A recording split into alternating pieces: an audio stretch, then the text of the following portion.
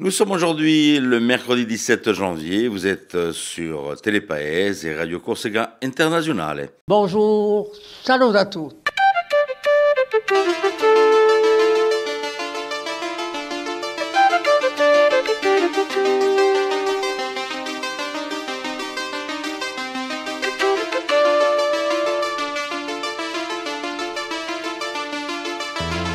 All'ascolto di Radio Corsica Internazionale, prima Radio Corsica. Siamo sempre qui. Un grand bonjour à tous et bienvenue en ce mercredi matin sur Telepaese et Radio Corsica Internazionale, bien matinale. Voilà, en ce mercredi, jour des enfants, qui vont s'amuser, je pense aujourd'hui, parce que le temps est plus ou moins bon pour aller s'amuser à l'extérieur. Les parents, vous allez courir comme tous les mercredis. Aujourd'hui, tiens, on va fêter de suite. Oh, Yasimo. On va fêter les Antoni, les Antoine. Antoine è in corso au Sant'Antone a Battaglio, le Saint-Antoine des cochons, Saint-Antoine du Burco, voilà. Ecco per Santo di Orno. Voilà, on va débuter de suite, si vous voulez, avec Marie-Ange Girolemi. Ma continuando questo giro di paesi con Maria Angela, adesso l'emissione di stanno, tutti i paesi che ci hanno abbassato. N'hésitez pas, vous voulez qu'elle parle de votre village, ci mandate una piccola parola così, poi voilà del mio paese sur le site internet de la radio. E oggi stiamo in Balagna, on va rester sur la Balagna. Marie-Ange. Saluto a tutti, eccoci sempre a Girandula per si paesi di Agorsica. Dunque, veramente, se volete che non parliamo di vostro paese, mettiteci in commento tutti i paesi eside e tanto posso trovare qualcosa. Oggi siamo in Balagna in un paese bellissimo che si chiama Aregno. E di a poco presso a una decina di chilometri dell'isola, dunque è in Balagna. Sapete che gli aranci d'Aregno possono essere i più dolci e i più inzuccherati di Corsica? Il 17 di gennaio si vesta a Sant'Antone e tanto ci unge tutto il circondo a fare questa festa qui, è su cerimoniale. C'è una messa solenne, una processione, dove portata a statua di un santo, coperta di mazzoli di fior d'arancio, e tutta questa processione passa per le strette di un paese, bella sicura. Di regola vengono regalati aranci veneti di quelli che non si fragegano mica. O allora, se non si danno assai. E sono miracolosi. L'aranci miracolosi, l'aranci beneti, perché sono beneti, avrebbero, secondo la tradizione, fatto un miracolo. Tempi va, sentite che un giorno il gelo di un forno dove si era messo bronzo a strudie si è incrinato e minacciava di abbattersi. Ora, sto bronzo qui era destinato a rimettere in stato una campana. Allora, qui siamo in Aregno erano appena stradiati perché la campana ha sto stato di radio di venerabile, da fare appena santo. E pensate voi dando a banica, Ma uno ha avuto l'idea di andare a cercare l'aranci beneti e di metterli all'entrata di Oca di Uvorno. Sapete cosa? D'un colpo tutto si è assestato e la campana arriva da sua piazza in cima di un campanile. Allora che odia cerchiamo soluzione, mica soluzione, chiamiamo specialisti, piate l'aranci d'Aregno e mettiteli davanti alla vostra porta. Vedrete che tutto si arrangia. Enfin, io penso così. A domani! Merci Marie-Ange. On va la retrouver demain con la Choubaese. Je parlerai dans le Choubaese domani. Tiens, on se fait l'horoscope de suite avec Paxi, ça vous dit? Allez, on va voir les prédictions de ce jour.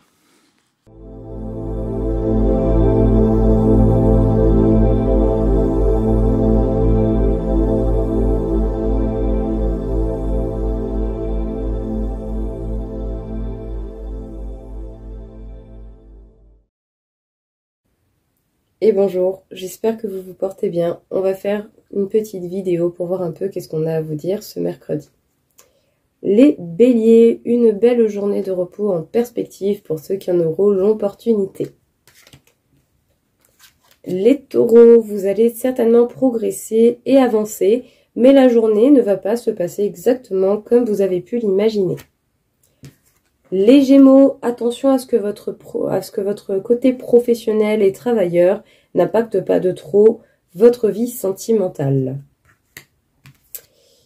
Les cancers, ne vous reposez pas sur vos acquis. Aujourd'hui, vous pourriez avoir l'opportunité de trouver des solutions par rapport à un certain problème personnel. Les lions, vos actions et vos initiatives sont appréciées au niveau professionnel. Les vierges, vous allez certainement pouvoir vous accorder un petit peu plus de temps ou faire des actions qui vous plaisent réellement pour vous-même. Les balances, des choix importants se confrontent à vous aujourd'hui. Prenez le temps de savourer un petit moment de solitude pour voir éventuellement qu'est-ce qui vous fait réellement envie ou pas. Les scorpions, certains éventuels problèmes au niveau sentimental pourraient vous amener à percevoir de nouvelles possibilités ou objectifs à ce niveau-là. Les sagittaires, vos envies du cœur pourraient vous apporter ou vous donner l'opportunité de faire de très grands changements dans votre quotidien. Les capricornes, restez focus sur ce qui est réellement essentiel et pertinent, mais en tout cas, vous allez avoir une énergie débordante. Les verseaux, vous trouvez l'équilibre au niveau professionnel. En tout cas, les propositions et les idées peuvent être vraiment à noter aujourd'hui. Et les poissons, n'allez pas persévérer dans les fausses amitiés ou dans les personnes qui au final ne vous sont pas si bénéfiques que ça. Ça pourrait être aujourd'hui la fin d'une amitié qui peut être importante pour vous. Voilà tout le monde, je vous souhaite une belle journée et je vous dis à bientôt.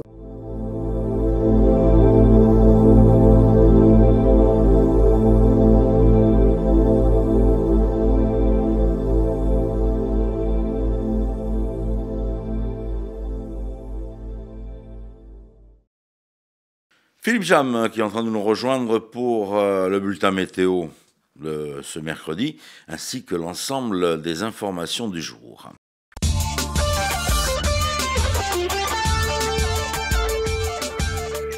Bonjour, c'est un ciel nuageux, Auguste, aujourd'hui qui va régner sur l'ensemble de l'île, avec même des averses le matin prévues dans le Cap-Corse, le Cortenay, l'Alta Rocca ou encore la région de Porto Vecchio, avec une limite neige située vers 2300 mètres. En cours d'après-midi, quelques éclaircies pourront se développer en bord de mer. Le vent de sud-ouest sera faible le matin, mais va se renforcer dans l'après-midi, soufflera fort la nuit prochaine. Les températures maximales se situeront en mi-journée entre 15 et 18 degrés près des côtes, voire même 22 degrés en Balagne, et de 9 à 14 degrés dans l'intérieur de l'île.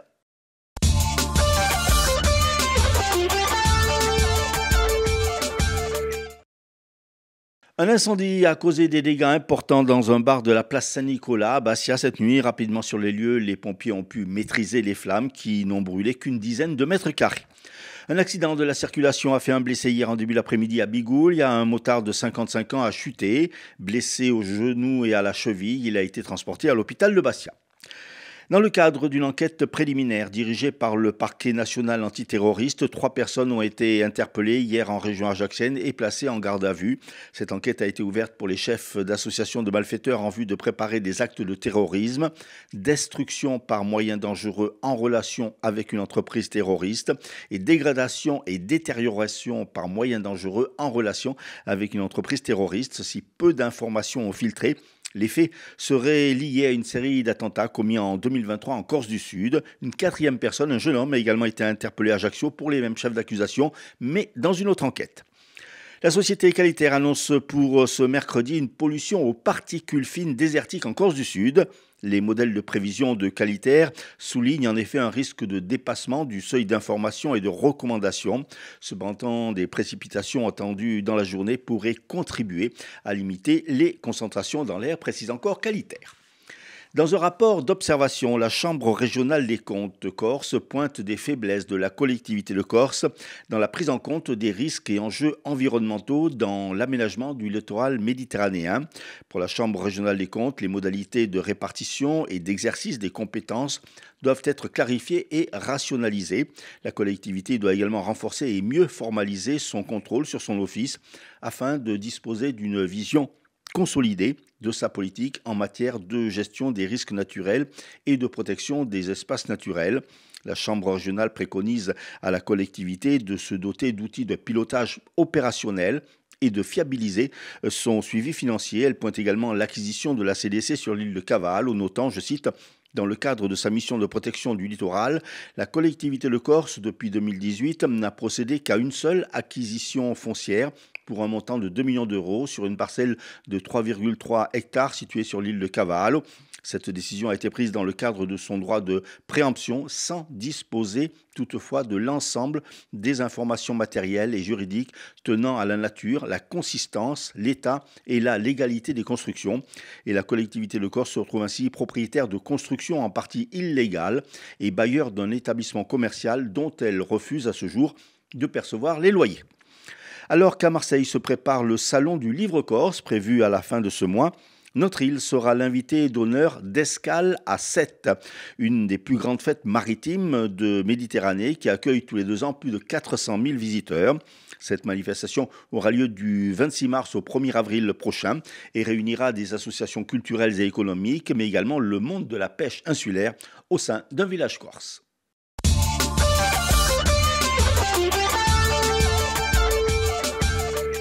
Merci Philippe. Retour de l'information sur Radio Corse International et ce sera donc pour midi. Tiens, on se fait quelques petits pronostics hippiques avec notre ami Rémi sur les hippodromes de l'Hexagone.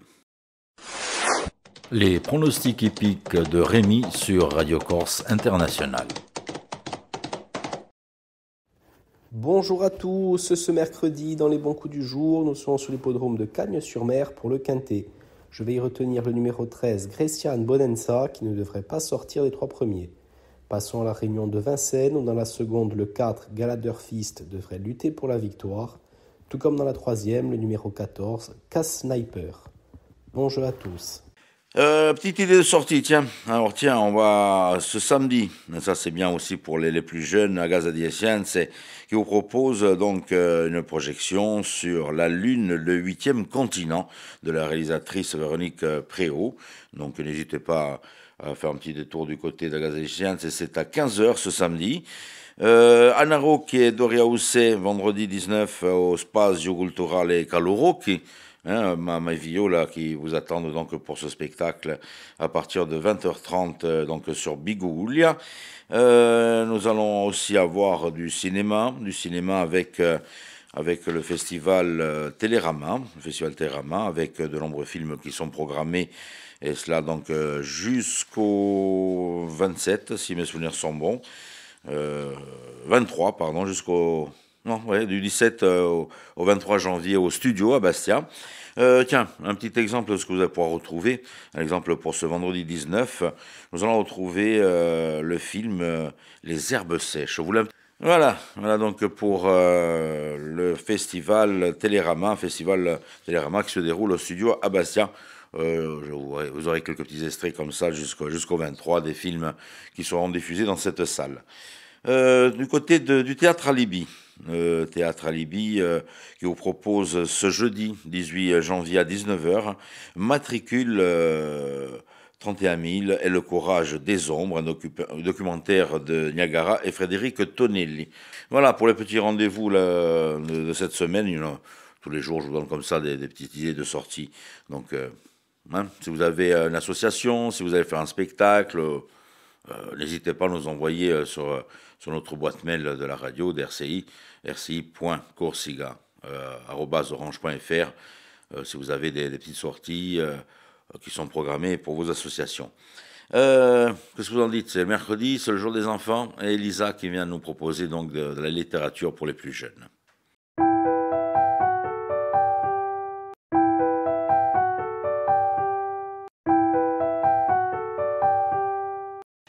Aujourd'hui, c'est mercredi. Mercredi, c'est consacré aux enfants et j'avais envie de vous parler de mythologie. Petite, j'étais passionnée par la mythologie grecque, son cortège de dieux, de déesses, de créatures monstrueuses, de héros fascinants. Et je me suis rendu compte qu'il en était de même pour mon petit garçon. Zeus, Athéna, Hadès, Hercule, Ulysse, Méduse, le Minotaure, etc. La mythologie fascine les enfants depuis des générations. Mais je me suis demandé pourquoi. Pourquoi ces récits millénaires plaisent-ils encore et toujours aux enfants à l'heure actuelle? Et pourquoi est-il important de leur parler mythologie? Certainement parce que le mythe est très parlant pour nos enfants. Le mythe, c'est ce récit qui relate des faits imaginaires non consignés par l'histoire, transmis par la tradition, mettant en scène des personnages à caractère symbolique, des êtres qui incarnent des valeurs, des puissances ou des aspects plus ou moins noirs, plus ou moins positifs de la condition humaine. Ce sont les symboles qui permettent d'expliquer et de comprendre le monde et les relations entre nous, car ils donnent un sens évident à des notions plutôt complexes. Chez les dieux de l'Olympe, par exemple, les émotions sont puissantes et décuplées, et cela permet d'en expliquer les ressorts aux enfants et les limites aussi. Je parle à mon fils, par exemple, des colères mémorables de Zeus, de la jalousie des rats, etc., etc. J'ai choisi dans ma bibliothèque 2 ouvrages. D'une part, pour les plus petits, le Kiddie Dog de la mythologie, aux éditions Nathan, à partir de 4-5 ans. C'est un livre pop-up, donc ça permet de découvrir la mythologie de façon extrêmement ludique. C'est très coloré, c'est plein de questions, évidemment plein de réponses aussi. Ça plaît beaucoup, beaucoup aux enfants. J'ai choisi un second ouvrage aux éditions Ozu qui s'adresse à l'enfant un peu plus grand. Chaque récit est consacré à un mythe ou à un héros. Les textes sont assez courts mais un peu plus complexes. C'est très très joliment illustré. Vous pouvez trouver dans les librairies beaucoup d'ouvrages consacrés à la mythologie et pas uniquement grecque évidemment. Les mythologies font le tour du monde. Pour moi, la mythologie grecque en particulier, racontée aux enfants, c'est ma pépite de la semaine. Bonne lecture à tous et à toutes.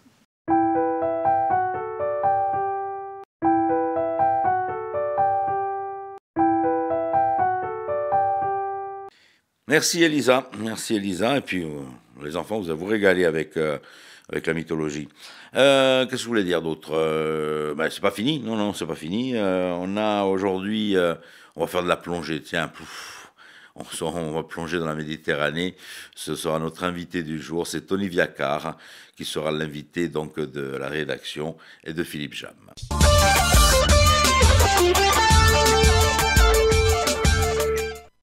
Tony Viaccar, présentez-nous ce championnat de France de photos et de vidéos sous-marines qui va se dérouler à Bastia. Alors cet événement, nous avons la chance d'accueillir au mois de juin, le 26, 27, 28 2024, les championnats de France de photos et vidéos sous-marines qui se dérouleront à Bastia, sur le vieux port de Bastia.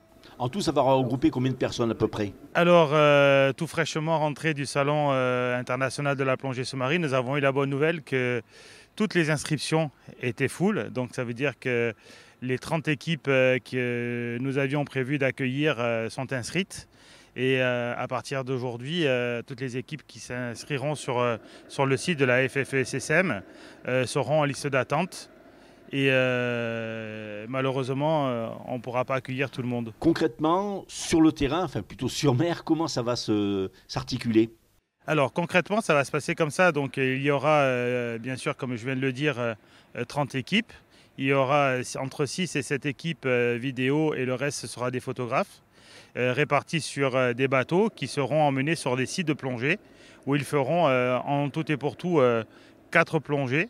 Et ensuite, les cartes avec les photos seront remises à des commissaires et on aura droit à 150 photos par plongée. Et on remettra que 6 photos correspondant au thème de ce championnat. Quels sont les sites qui ont été retenus pour les photos? Alors les sites choisis, il y en a plusieurs puisque nous avons choisi des sites de repli en cas de mauvais temps.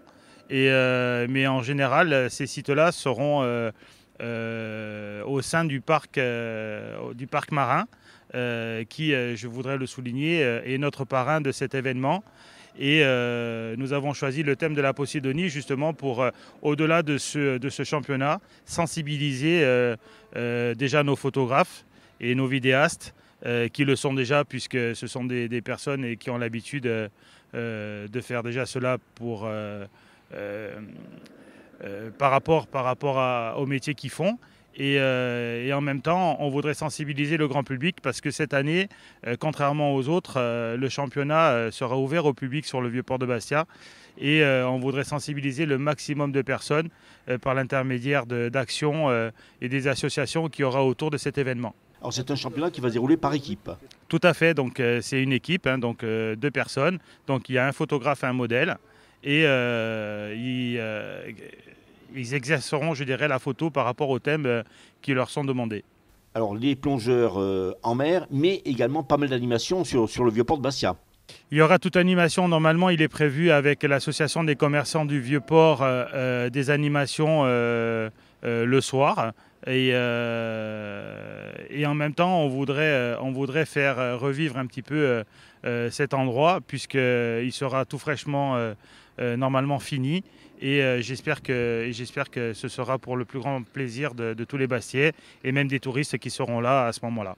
Alors c'est organisé par votre club, mais sous l'égide de la fédération. Alors bien sûr, c'est sous l'égide de la FFE-SSM qui a choisi notre centre de plongée cette année pour organiser cet événement. Et on en est fiers parce que ça n'a jamais été fait sur Bastia.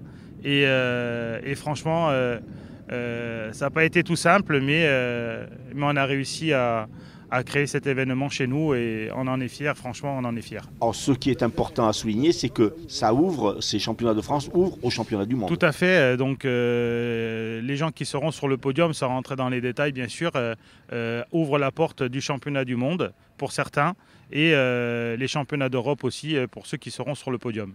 Ça va drainer beaucoup de monde sur Bastia.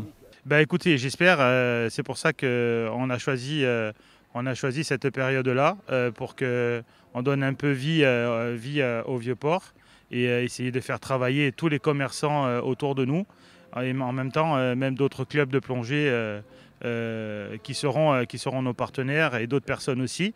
Et on va essayer de donner vie, comme je disais, à ce Vieux-Port aujourd'hui, on va dire 2.0. Plus personnellement, quels sont vos projets ? Alors les expéditions à venir, donc là je devrais partir en Turquie pour une émission là-bas à Bodrum, en collaboration avec le parc marin et le consulat de Turquie. Ensuite il y a plein de missions et nous sommes en train de monter, si tout va bien, une mission en Antarctique pour 2025.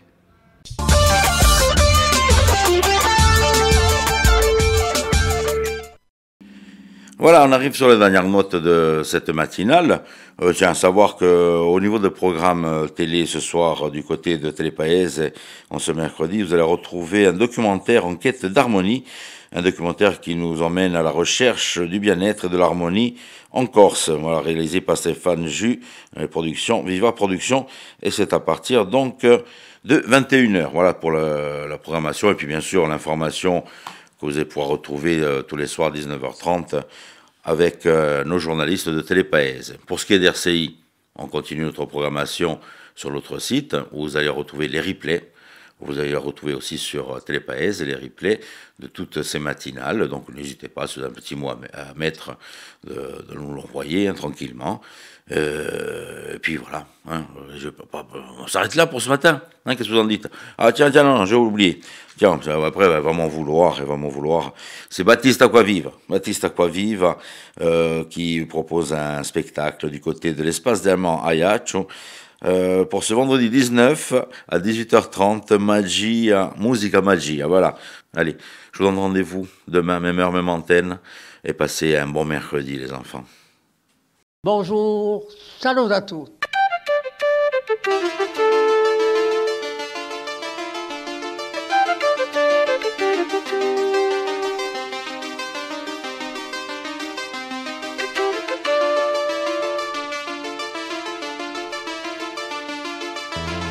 all'ascolto di Radio Corsica Internazionale, prima Radio Corsica. Siamo sempre qui.